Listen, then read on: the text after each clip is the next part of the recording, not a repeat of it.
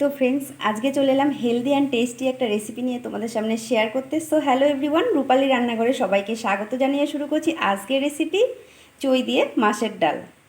তো রেসিপিটি আমি কিভাবে তৈরি করলাম ভিডিওটি স্কিপ না করে দেখে নাও।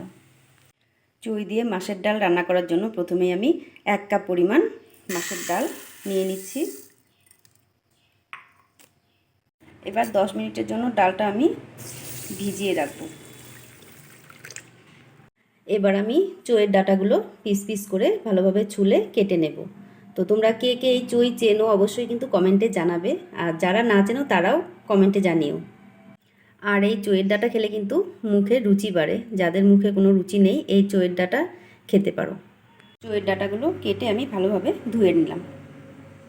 এদিকে দেখো ডালটা ভিজে অনেকটাই ফুলে গেছে, আর এই ডালটা কিন্তু গোটা ডাল ছিল, ওটাকে ভেজে জাতা দিয়ে ভেঙে নেওয়া হয়েছে।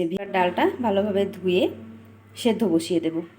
কড়াইয়ে জল দিয়ে দিচ্ছি, এবার ডালটা ভালোভাবে সেদ্ধ করে নেব।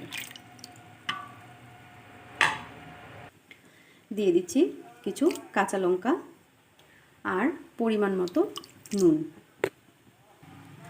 এবার 15 থেকে 20 মিনিট আমি সেদ্ধ হওয়ার জন্য ওয়েট করব। 10 মিনিট হয়ে গেছে, ডালটা ভালোভাবে ফোটা শুরু হয়ে গেছে। এবার আমি চইয়ের ডাঁটাগুলো দিয়ে দিচ্ছি। ডালটা খুব ভালোভাবেই সেদ্ধ হয়ে গেছে। এবার আমি একটু এতে অ্যাড করে দেব পরিমাণ মতো হলুদ। এবার ডাল ঘুটনি দিয়ে একটু ঘেটে নেব।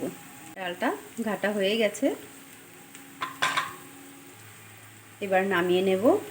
কড়াইটা ভালোভাবে ধুয়ে আবার গ্যাস উনুনের উপর বসিয়ে দিলাম, গরম হয়ে গেছে। এবার দিয়ে দিচ্ছি সর্ষের তেল, দিয়ে দিচ্ছি শুকনো লঙ্কার তেজপাতা, এবার দিয়ে দিচ্ছি 5 ফোড়ন। ফোড়নটা ভাজা হয়ে গেছে, এবার আমি এতে দিয়ে দিচ্ছি আদা জিরা পেস্ট।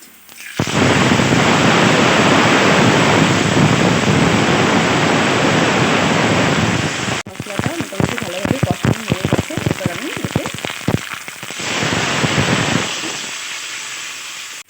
এবার কিছুক্ষণ নেড়ে চেড়ে আমি আরও 2 থেকে 3 মিনিট ওয়েট করব। 3 মিনিট হয়ে গেছে। এবার আমি ডালে কিছুটা ধনেপাতা কুচি দিয়ে নামিয়ে সার্ভ করে নেব।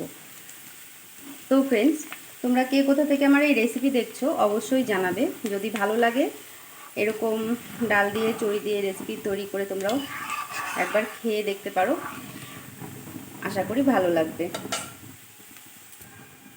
এখানে আমি ধনেপাতা দিয়ে দিয়েছি, তোমরা না চাইলে স্কিপ করতে পারো। আমার ধনেপাতার স্মেলটা ভালো লাগে তাই আমি দিলাম।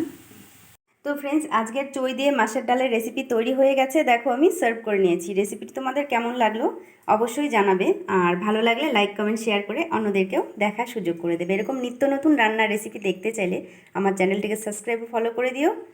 আজকের মতো এই পর্যন্তই। নেক্সট কোনো দিন অন্য কোনো রেসিপি নিয়ে তোমাদের সামনে হাজির হব। সবাই সুস্থ থেকো, ভালো থেকো, নমস্কার।